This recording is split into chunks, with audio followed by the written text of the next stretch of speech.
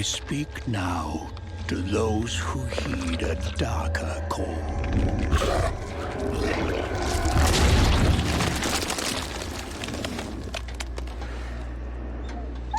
Those bold enough to cross the line of sin for deeper knowledge. Who follow an unquenchable yearning, born of blood and bone. To unlock the forbidden secrets and foulest black rituals, calling forth life from death. My family, my soul.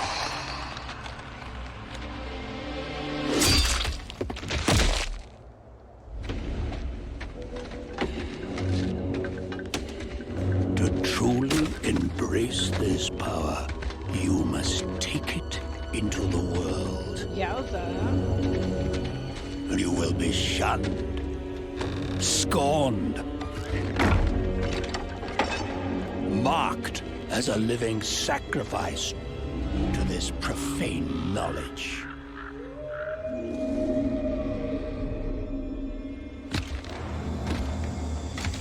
You will be a priest of Rathma, a necromancer.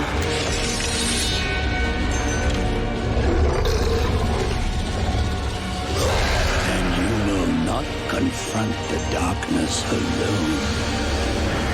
We are the speakers of the dead, and the dead have no mercy.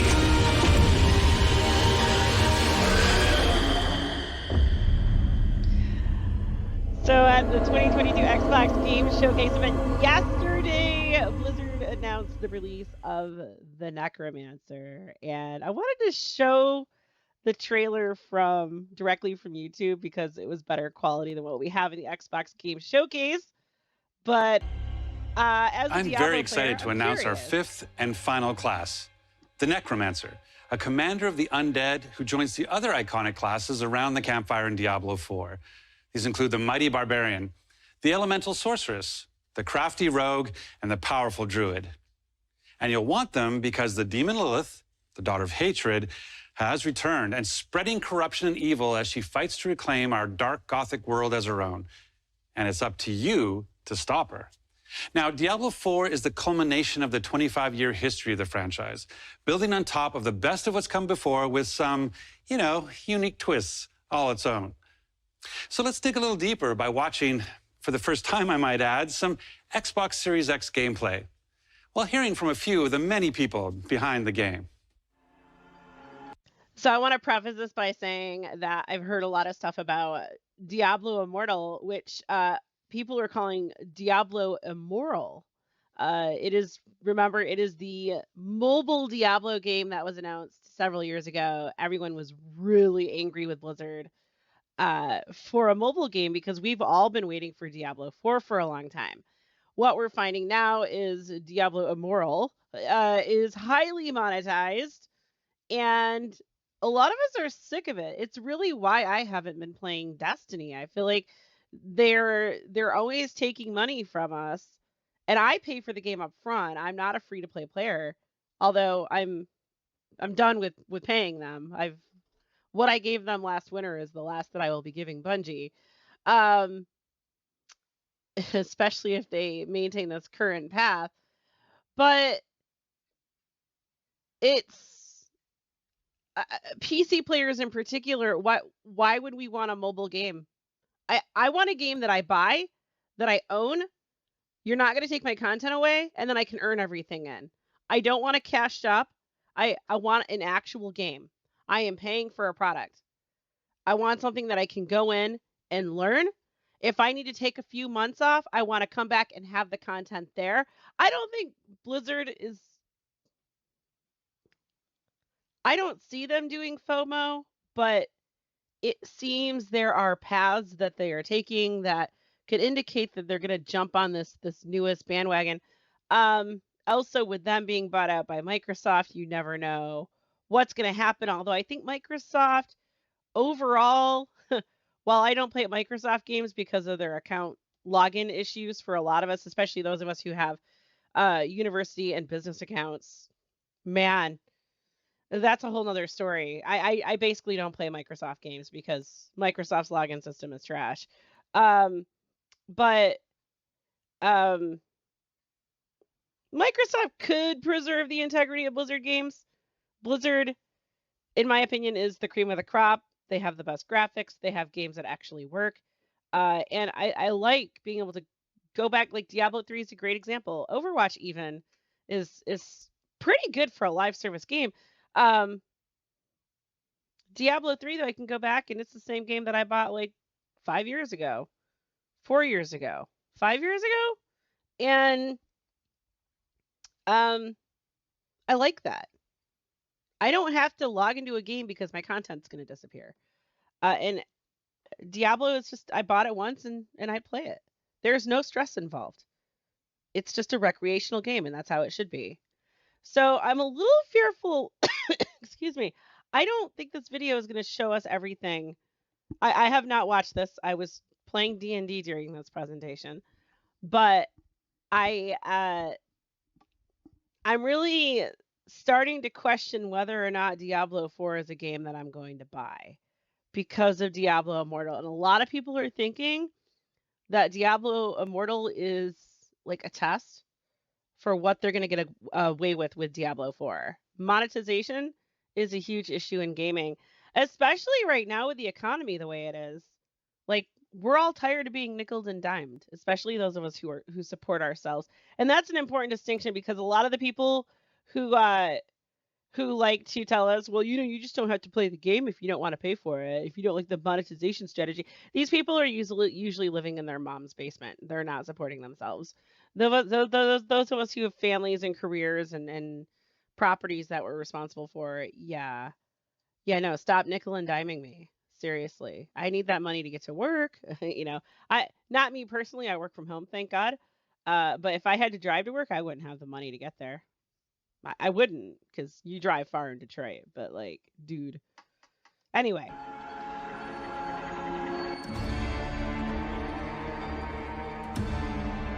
Diablo 4 is the next generation of action RPG, melding monster slaying and loot collecting with a fully realized open world. It's not for the faint of heart. It's gory and unnerving. It's creepy. Diablo 4 is all about player choice. It takes all of the pillars of a Diablo game and just expands them with all the new features that people really love and appreciate in modern games. The graphics are cool. I love them. Whoever you see yourself being, you can create in Diablo 4. It's important to include robust character customization because then I can play the fantasy that I want to play.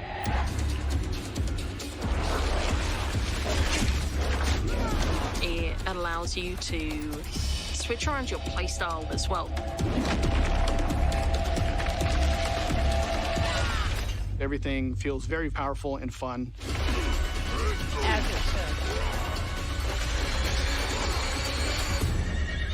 One of the really cool things about having an open world is your journey that you take throughout Diablo 4 is your own. There's no linear path that you have to follow. We've got almost 150 dungeons in the game. There's all kinds of surprises as you're exploring. Strongholds are an enemy territory that you need to reclaim. You might have a space that begins as a hostile area, but after you've cleared it out... The evil in this place has been cleansed.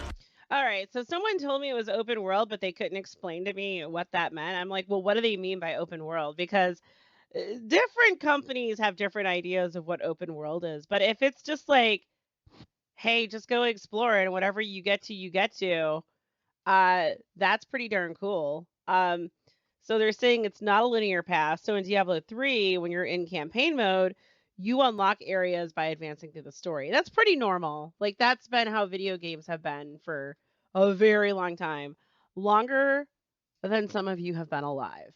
So that's fascinating. This could be interesting for exploration. And I hope there's a little bit of prodding to go in certain directions. I do like a little bit of guidance. Like give me like clues to follow or something. I have no idea. I don't know. I don't know what the game's gonna be like, but this could be cool. It now becomes a friendly town. Sometimes it's a new town, sometimes it's a new dungeon. There's a whole bunch of rewards that you get, and you have a real impact on the world as a result. No, you can't leave us here. They might come back any moment. Local events are really cool little story segments that happen within the open world. You'll just be running through the world, and then a local event will pop up, and you can choose to participate in it, or get a group together and just wail on these like giant world bosses. These are events that take a lot of people, and you really have to work together. Being able to see all the players on your screen, collaborating, trying to take this big monster down, it's epic. Interesting. It's so easy to create a community. I gotta go back. You really have to work together. Or get a group together and just wail on these like giant world bosses. These are events that take a lot of people, and you really have to work together. Being able to see all the players on your screen, collaborating, trying to take this big monster down, it's epic. Okay, so this sounds like a public event in Destiny, except I could solo public events in Destiny and prefer to do that. I don't like being forced to play with other people.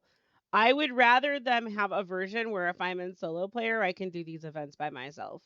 Yes, they should be a little difficult, but this is kind of what my fear was, hearing Big Gun talk about it yesterday when we were D&Ding. Like, I was like, I really don't want another Destiny game. This is kind of flirting with Destiny. Okay, let's keep going. It's so easy to create a community. It makes Diablo more of a social experience. I don't want that. We've got fully enabled crossplay. If you have an Xbox and your buddy has a PC, you're going to be able to group up. Or you could play couch co-op. Two people on a couch can sit there and have a great experience. Yeah. We've created specific zones where players can engage in PvP. If you go there, you can start swinging away at people. But you're also opening yourself up to being swung at. If you're like really, really good. All right, I will not be engaging in those areas. I have no desire to do PvP. Like I got Rainbow Six Siege, I got Call of Duty Warzone, and then I've got Overwatch. I want more PvE games that are fulfilling PvE wise, and Destiny did that to me. That they turned me away from PvP and got me to wanting a more, like I said, fulfilling experience in PvE. And Diablo 3 is one of my PvE games, although you can only be interested in that for so long, and then you got to take a break because it's a lot of very repetitive stuff. But I'm fine with PvP being in here to an extent. Anyone who plays Destiny knows that PvP is what influences the sandbox and nerfs a lot of the fun stuff for PvEers. So I hope now Blizzard, in my experience, actually tries to balance the game to the best of their ability, but I don't want my stuff being nerfed and buffed because some whiny biatch is complaining in PvP, and that's a danger. That is a danger. The game actually marks you as like a champion on the map. You basically become a loot pinata, and everyone wants to chase you down. The last story mission is really the beginning of a whole different part of the journey. Now you're set up for the end game, and that end game is rich with things to do that allow you to get more and more powerful. Whether it's new items or new dungeons or new Paragon boards, every single time you come back to play Diablo IV, there's going to be new stuff for you to experience. And it's something that we're going to support for years to come. I'm really excited for folks to get their hands on Diablo IV. just to see millions of people really enjoying the different options. Through the campaign, local events, couch co-op, Endgame, PvP, it almost doesn't end. And we are so close.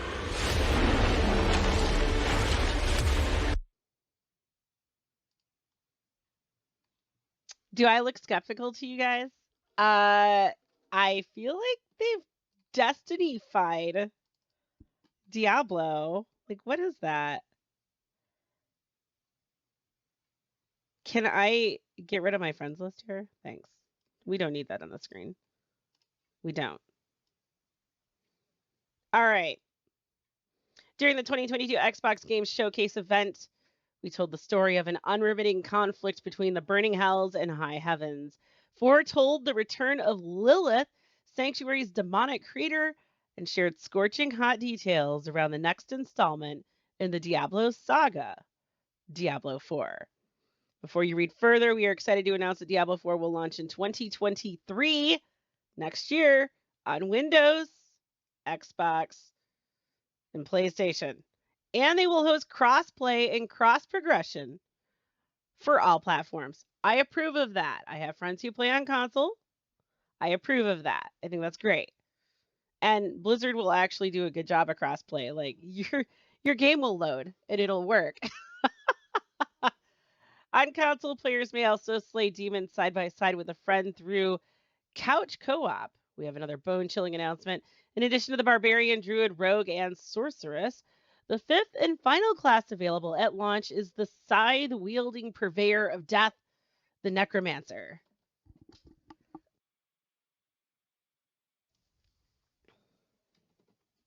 So much stuff. So much stuff. So the Necromancer, we watched the trailer for that at the beginning of this, as a priest of Rathma, known by outsiders as a necromancer. The word death evokes a sensation of power, potentially even excitement, when it graces their ear. These legendary summoners blend blood, bone, and darkness to their will and subjugate the ranks of the undead to carry out their bidding. Unknowing adversaries who pick a fight with this death-defying class will quickly learn they've made a grave mistake, for they are darkness in its wake. We have a casket full of news to share with you around a casket full of news. I like it. So, yes. Take a gander at the Diablo IV quarterly. We're not going to do that. I'm personally not too interested in Necromancer. Oh my gosh, my voice. So, maybe we'll cover that later. You decide. At the heart of Diablo IV is player choice, which I 100% approve of. It's just, what did they think player choice is, and how do they implement it? Because some devs are really, really lost on this concept. So let's see. It's funny. In Destiny, we were told that we would have choice. They wanted us to decide, but then they told us exactly how to play the game. There is no one singular way to play the game. Players will carve their own path forward, shaping their destiny in a nonlinear way of their choosing. This ethos extends to character customization, player skills, exploration of Diablo IV's shared open world, its social systems, and of course, the endgame. Let's dive into these gameplay systems and some of the choices they provide. Character customization. The denizens of Sanctuary are a diverse people. We wanted the same diversity to be reflected in the hero you bring to life, and thus, whether you set off into Diablo IV as a barbarian, druid, necromancer, rogue, or sorceress, you'll be greeted by a fleshed out character customizer offering a plethora of options. This level of player choice doesn't just reside in aesthetics, it is also seen in the expansive skill trees for every class, each offering endless ways to rip through the burning hell's forces with your hero. I'm leaning towards sorceress, and druid is also something I'm going to try both of those characters out, so we'll see. Assuming I move forward and I actually enjoy the game. Explore your way. As we said, there is no singular way to traverse Sanctuary in Diablo IV. We leave that up to your motivations. The world is vast in scale, home to frigid mountain ranges, sand-swept canyons, plague lands bubbling with pestilence, and many other biomes. Okay, that's cool. I like biomes. Let's go. All with no shortage of demonic dangers to encounter and secrets to uncover. You won't simply traverse through an empty world in Diablo 4. Every inch is built for combat. As you navigate around, taking notice of the wounds Lilith's return has inflicted upon the land, you'll encounter a new type of evil: strongholds. These are locations the Burning Hell's minions have claimed for themselves, casting a shadow of darkness upon them for you to lift. Clearing out strongholds will bring about permanent change to these locations, repopulating them with non-demonic life and rewarding you with loot. Clearing a stronghold may also reveal new dungeons to delve into and other hidden experiences. Speaking of dungeons, Diablo 4 contains almost 150 detailed dungeons, close quarters experiences for you to root out evil through the main quest line and beyond. Each time you step foot into a dungeon, its layout and distribution of adversaries will vary, keeping the challenge alive while still allowing you to strategize a way to overcome the dangers within. Sanctuary is alive, with demons to dispose of. Aside from dangerous dungeons and heavily defended strongholds, there are also local events to be completed solo or with a team in the name of glory and rewards. And for daring heroes craving an especially hardy challenge, towering world bosses roam the world with a desire to end those who oppose them. Band together with a fellow defender of the sanctuary to topple these nightmarish titans. Kind of reminds me of my experience in Elden Ring. I haven't done a lot of Elden Ring yet. I'm still like going in and learning how to like getting used to the controller and stuff, which is why we haven't done any more Elden Ring streams yet. But that will be coming. But like, yeah, dude, I had to run away from some monsters the other day. I was like, I don't know how to fight this guy on controller, and I'm gonna go back and go through the training again. But man, those free roam monsters, they're kind of scary. They're big. Like if it's bigger than me or on a horse, I'm gone. Like, yeah.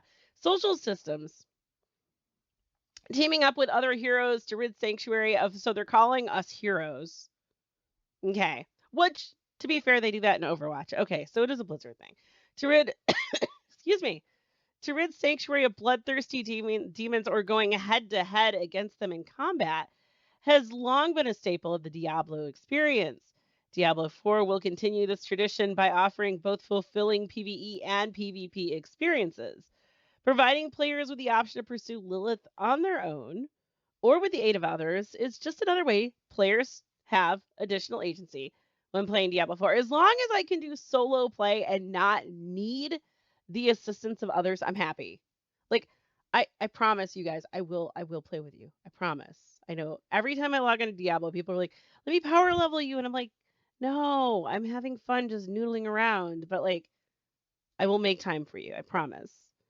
To make demon slaying with friends a breeze, we have rebuilt the party forming experience so that regardless of character levels or where you may be within a particular quest line, you can still band together. Okay. So it sounds like the difficulty is going to scale to your level like it does in other games. This is also our intended experience for players on different platforms looking to cleanse Sanctuary of Evil together. And that is one of the reasons why I don't like to play with other people, because like a lot of people who play Diablo all the time, they are very high in level. And like I just started playing this season like 2 weeks ago, and I've been having so much fun.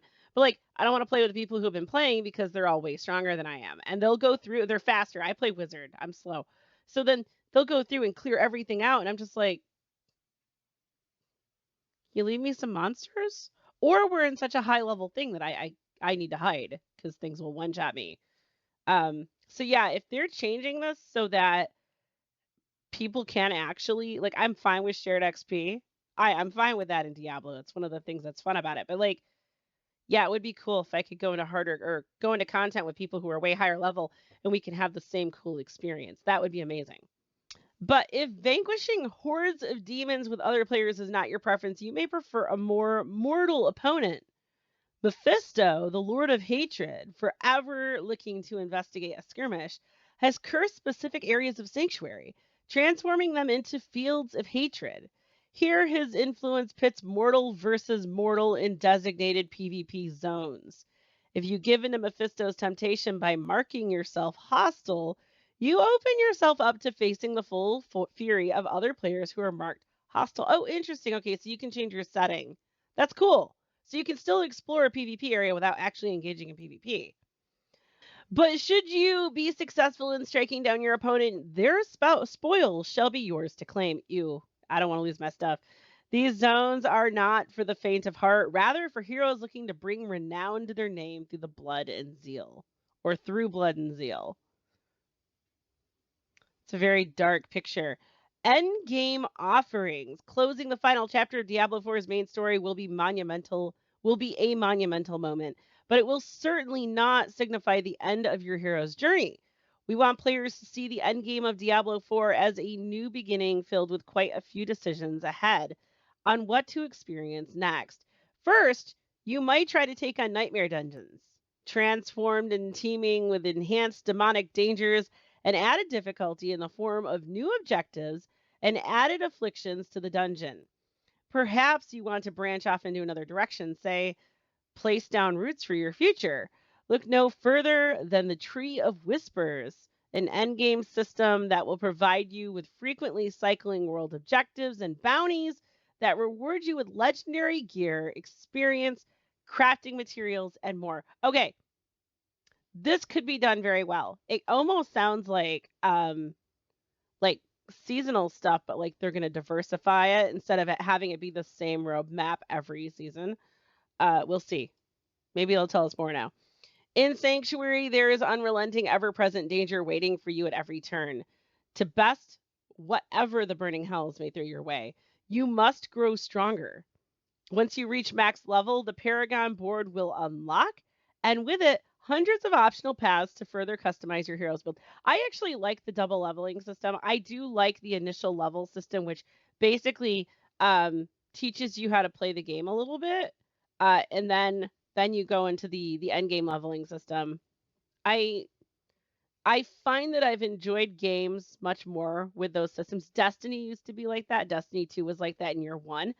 And it's like the first leveling system is used to keep you out of places you shouldn't be. You have to earn your way into certain situations. And then once you hit max level, which is probably going to be level 70, have fun. In Sanctuary, there is unrelenting, ever-present danger waiting for you at every turn. To best whatever the burning hells may throw your way, you must grow stronger. Once you reach max level, the Paragon board will unlock, and with it, hundreds of optional paths to further customize your hero's build. We thank you for joining us around the campfire to learn more about what is coming in Diablo 4. As we march forward to our 2023 launch, additional parcels of information will manifest from the darkness. Keep an eye out for future quarterly update blogs and more. We bid thee farewell for now, the Diablo 4 team.